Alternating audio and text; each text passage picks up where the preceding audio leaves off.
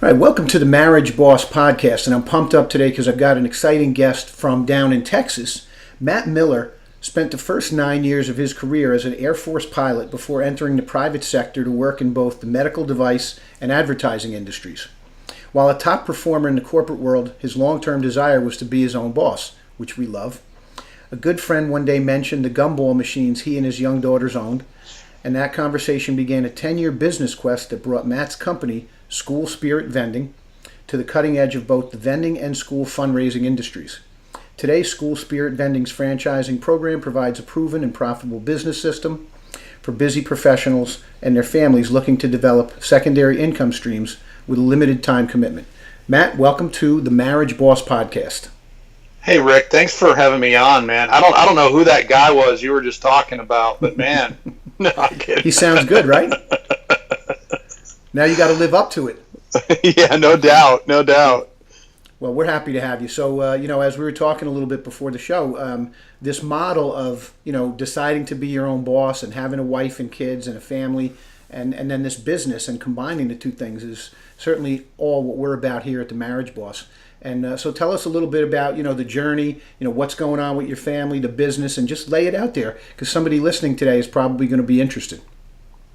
Well, Rick, I think foundational to all this is the fact that I've always been that guy that's looked the direction that everybody else is going and intentionally turned and walked the other way. Does that make sense? I've always been an out-of-the-box thinker. I've always been, is there potentially a better way to do things? And who says that the societal norms that we've all been taught over the years are necessarily the right thing? So, we homeschool our kids.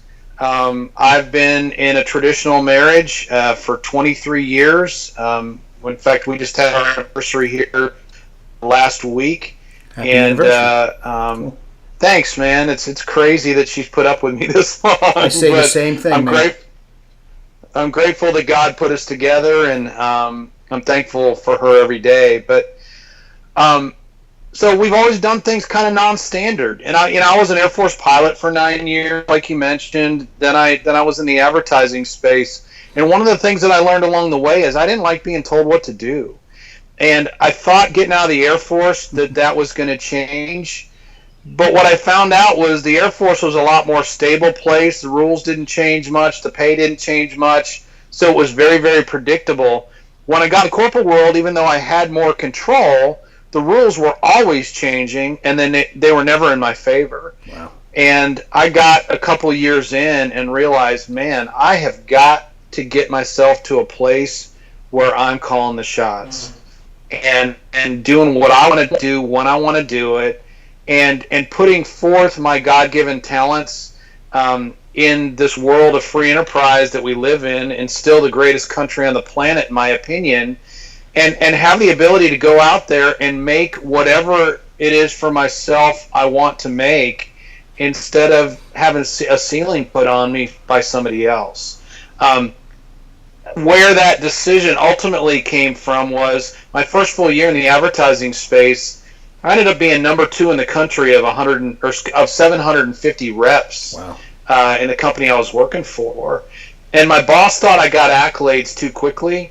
And so she ended up increasing my quota over 90% the next year. I went from being a hero to a zero overnight. That decision cost my family about $80,000 in commission and bonuses the next year.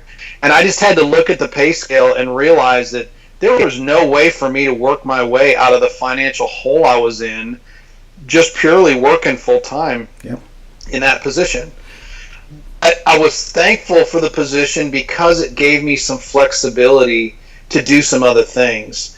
So I stuck there for over 10 years, despite that, as I was figuring out this whole business side of things and figuring out how to ultimately gain control over time and money. And be able to do what I want, when I want, where I want. Wow. So I on the side, initially I collected aluminum cans, books online, I did all those things.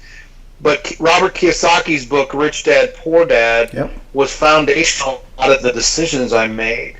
Kiyosaki talks about getting to where you're no longer trading time for money and making money while you sleep in a passive way. So I was gauging everything that I was doing against his book and against his thought process. So even though some of those things helped us get through some tough financial times, they weren't ultimately what I wanted to do. Because I wanted to get up in the morning and do what I wanted to do, when I wanted to do it, where I wanted to do it. We were living in Houston at the time. Today, because of our business, and initially it was essentially just my vending route in the schools that I was in myself, we were able to walk away from full-time career about 5 years ago. We moved about 5 hours away from the Houston area to Central Texas, bought some land, and started raising some animals. I love to garden, so a lot of my passion today revolves around that, and started to develop and design the life that I had always pictured for me and my family, instead of being told what life I was allowed to live. Man. The beauty about vending is the fact that you don't have to be there all the time. The machines do the selling. You don't. Yeah. So vending was the perfect thing for me because I didn't have a whole lot of money. In fact, I had about $100 to my name when I first started my first vending route and had my first candy and gumball machine that I put on the street. And it allowed me to put the passive income to play at a small scale to begin with, and then eventually work up to where we are now, where we're a national company. We've got franchisees all over the U.S. in about 30 states or so, and have a huge demand for what we're doing. It's beautiful. Hey, listen, talk a little bit about what prompted you to go. The name of the company is School Spirit Vending. So tell us, is there a tie-in to the schools? Yeah, it's funny. I started out in traditional bulk vending, candy gumballs, eventually ventured into toys and temporary tattoos and stickers. A lot of people, when they think about vending, they think about soda or snack machines or whatever. Yeah. But those machines are very, very expensive. They're very, very complex. And if you've got a circuit breaker that board or goes bad or whatever, I just wasn't that guy that had the knowledge or the ability to change that stuff out. So I was looking for simplicity and something that was really, really basic. Well, I built up on the side about 125 locations in the Houston area after a couple of years.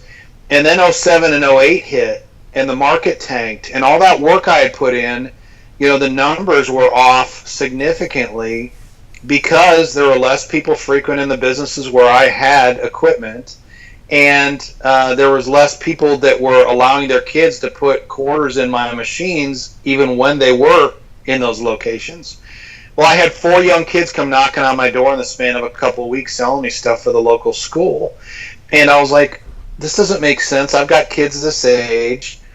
There's no way I would let my kids run around the neighborhood knocking on doors of complete strangers, essentially being salespeople for the school. Yeah. And so I wondered if there was a way I could maybe tie what I was doing in vending into the school arena. It would allow me to have my machines in front of the kids on a daily basis and not have to worry about if mom and dad were going out to a restaurant or whatever. And I could potentially get some kids off the street so that they're not out being door-to-door salespeople for the local school. And I had done enough work in the print advertising space, because that's where I was employed at the time, to where I figured out how to start customizing stickers, initially for my traditional vending machines, and then for the schools with their mascot and their colors and all that, and doing something custom for each and every school that we work with. And so that's kind of the foundation. I had a buddy who was an elementary PE teacher. He got approval at his school for us to test out the program, and we tested for about 6 months, and then we went about figuring out how to spread the word. And initially I went back to door, just like I did when I built my vending route. Got some positive response, but hadn't come across any educators that were early adopters that were willing to stick their head above the crowd and try something new. and it took a trade show with school volunteers that we ended up going to that really kind of changed everything. And out of that event, north of Houston, ended up getting 10 schools out of it, and that's kind of where the whole School Spirit Vending thing originated. And that today is about 8.5 years ago. And so now, if we went to one of these schools, we would find your machine inside the school, and then I'm assuming the students and the faculty and the staff are allowed to, put some money in and grab a sticker or something, School Spirit stuff? We've got Spirit stuff, and then we have other stickers that the kids are into. Okay. The majority of the product that we offer is stuff that we've developed from the ground up, and in the process, it allows us to have control over the product, because one of my big things is the fact that if I'm doing business with the kids across America, I have to be the watchdog for those kids. Mm-hmm. I have to be the advocate for them. And our goal is to never get any complaint from any parent about the content in our machines. So because of that, because so much out there is edgy and is really pushing the boundaries, especially for the age group that we're working with, we custom design and create the majority of the product that we make available for the kids, so that we have a wholesome environment and a wholesome product that they're being given access to. Cool, good stuff. So, so you've made a decision, A, to bring good quality stuff that feels good to you ethically and morally. And then how does the school benefit? We have a revenue share with them in exchange for letting us have the machine there and do business there. They get a cut of everything that we do. And it ends up being a fundraiser for them that requires no volunteers. And like I said, potentially get some kids off the street. Wow. As every school across the nation is doing fundraising in some way, shape, or form on a semester basis. Sounds awesome. And so tell us a little bit, because this is getting more interesting now. Obviously, this is one of those great stories of a guy who found a need, looked out there, a dad and a husband. So tell us now how someone in the audience today listening or watching could say, hey, listen, I'm interested in doing this. I don't think we have any vending machines in our schools other than soda and candy and stuff like that. So, how would someone who's interested, get more information, find out about this? And then after we talk about that, we'll talk a little bit about the family and marriage aspect. Yeah, so the best way for folks to reach out, Rick, I've actually put together a landing page specifically for the Marriage Boss audience. I wrote a short ebook called Live Your Dreams, the top 10 reasons why you need to own a vending business. Okay. And it just talks about 10 reasons why that most professionals have never thought of before, why vending is such a perfect fit with their existing career and can allow them to develop a secondary income stream that's not pie in the sky. It's not a maybe. It's, hey, if you're willing to do the work and go follow what we've done, that it can be possible for you too. If folks want to go to just ssvbusiness.com/marriage boss, okay, they can download that for free.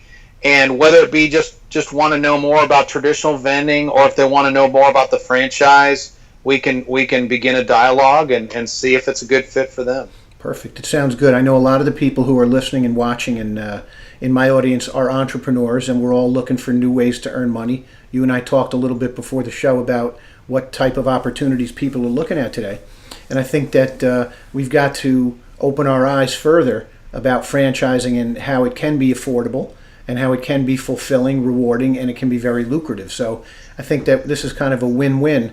Whenever you involve the schools and or kids and parents, it sounds like a win-win financially and in terms of creating the lifestyle of freedom that you and I are, always after and enjoying right now. So well, and like you had said in our pre-interview conversation, the average franchise in America today costs about $125,000 to get started. Uh-huh. We are nowhere near that. For less than $20,000, somebody can get started with equipment, with product, to get their business going with a protected territory, and can begin putting our program to work for them and their family.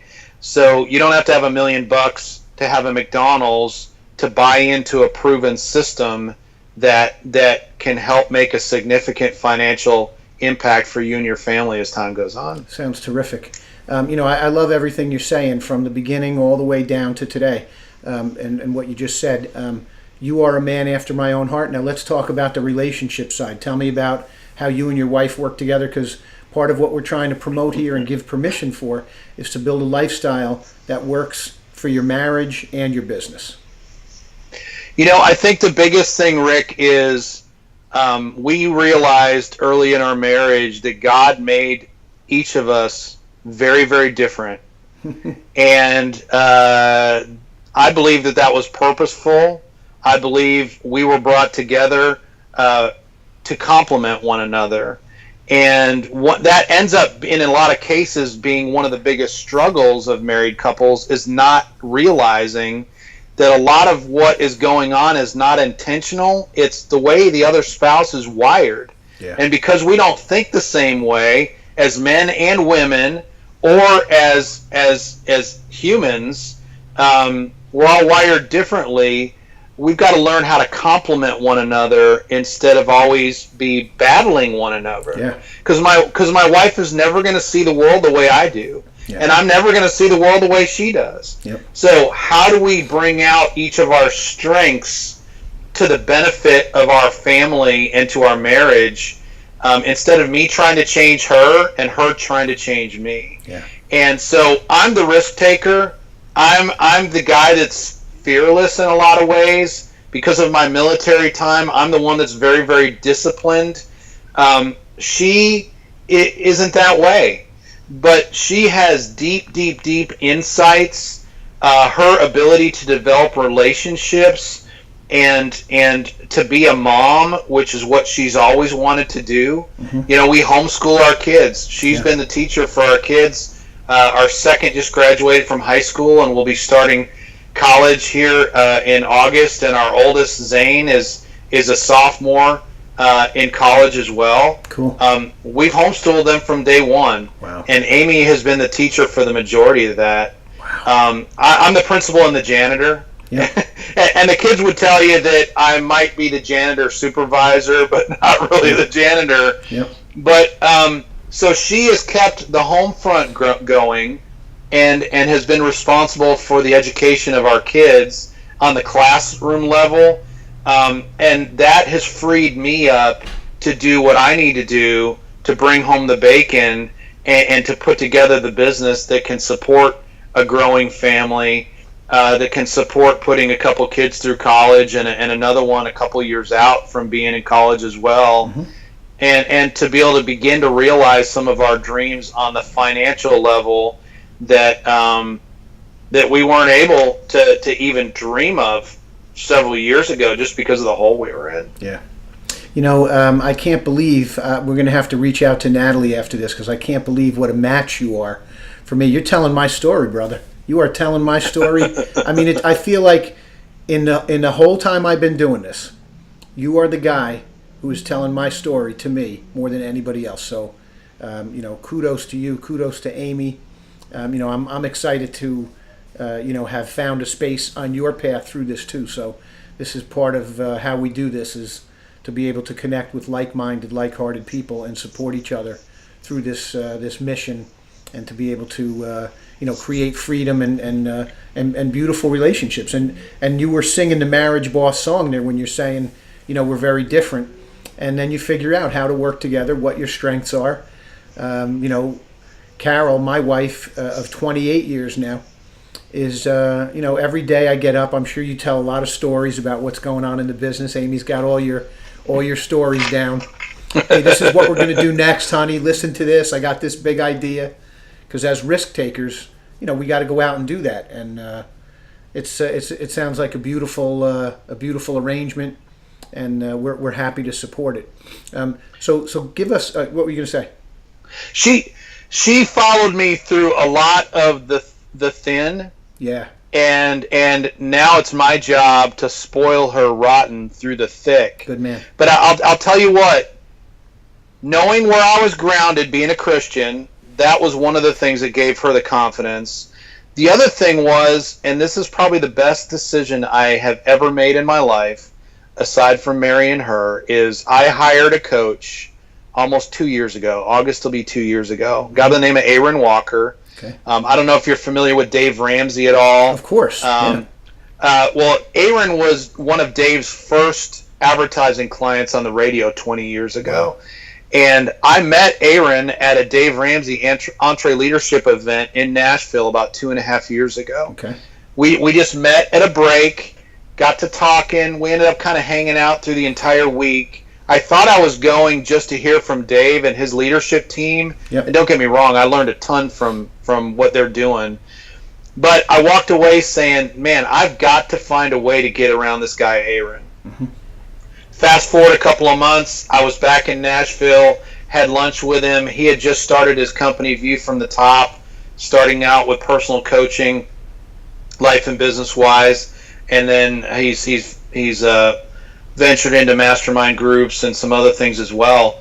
But anyway, at that point, he was starting to coach people. And it took me about 6 months to put the money together to be able to hire him on a monthly basis. Yeah. But that was the best decision I ever made. Not only on a business side of things, but on a life and marriage side. Because 2 weeks into coaching with him, Amy came out to my office. I office out of the home. And I was in the middle of my coaching call with Aaron, and I just happened to have the phone on speaker. And he was asking me about my marriage, and was I dating my wife? Oh, man. And all those kind of things. I couldn't have timed it better. Wow. But she heard that conversation, and then, of course, has gotten to know Aaron and his wife, Robin, over the last nearly 2 years, to where now that she knows that I've got a godly man who's a multi-millionaire, who's bought and sold 8 businesses in the last 35 years, has fruit on the tree, she knows beyond a shadow of a doubt that I am getting wise counsel, and a lot of her stress and worry over the years has completely evaporated because I'm tied in with Aaron and other guys like him. Yeah.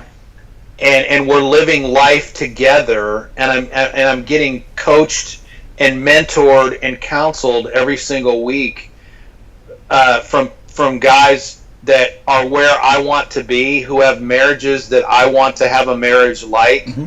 And a lot of her stress and concern as a woman has gone away because she has seen the changes that have occurred under that mentorship relationship. Amen. Listen, you just crushed it with that golden nugget. I thought you had some nuggets prior to that, but man, that's a gold boulder right there, man. Listen up, people. This man has got it all going on. Listen, when you say you got a coach who's helping you in business and marriage and making you into a better man, a better husband, better father, nothing better, because from our standpoint, what we teach is if you put all that stuff together at home, you can't miss in business.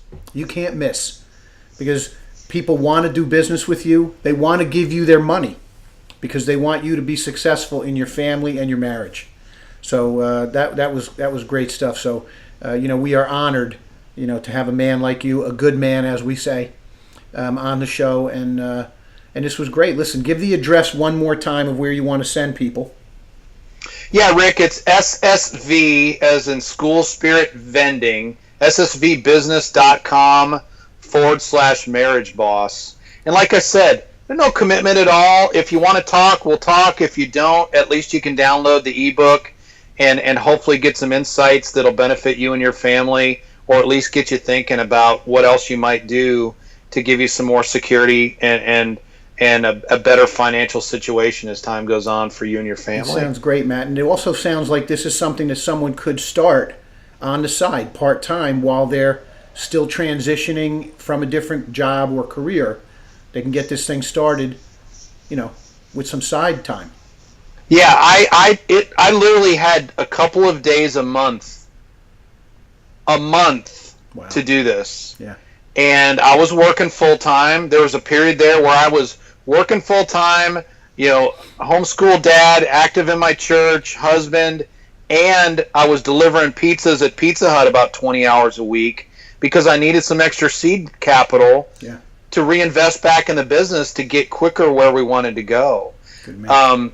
There was a period of time where I was burning the candle at both ends, but I was putting my time into something that if I just kept doing the work, I knew was going to pay off and help me get a lot closer to where I wanted to be. And so for those that are busy, that don't feel like they have options, we have become an option for a lot of families out there because you don't have to give up your career to do what we do. In fact, we encourage you to keep doing it. There's about a third of our team that this is all they do today, and it's very, very lucrative for those that have put forth the time and effort over a period of years. But then there's about 2/3 that either have no plans of walking away and are just looking for a secondary income, or another third that's in the process. We've got one couple, they've been involved with us for the last 6 years or so. They've used this to pay for their daughter's college education. They use it to go on a trip to Europe every year. He loves what he does. He has no plans of doing anything else or changing his career path, but he has this on the side that has allowed them to do some things that they never could have dreamed of before because they got this income that requires very little time to create that they've put together over the span of years. Sounds good. Hey, listen, this was a pleasure. It was a joy to get to know you a little bit more and share your story with our audience. I'm looking forward to supporting you and your family and your business going forward. Matt, thanks for coming on to the show today, buddy. Hey, Rick, thanks, man, and God bless. You too, buddy.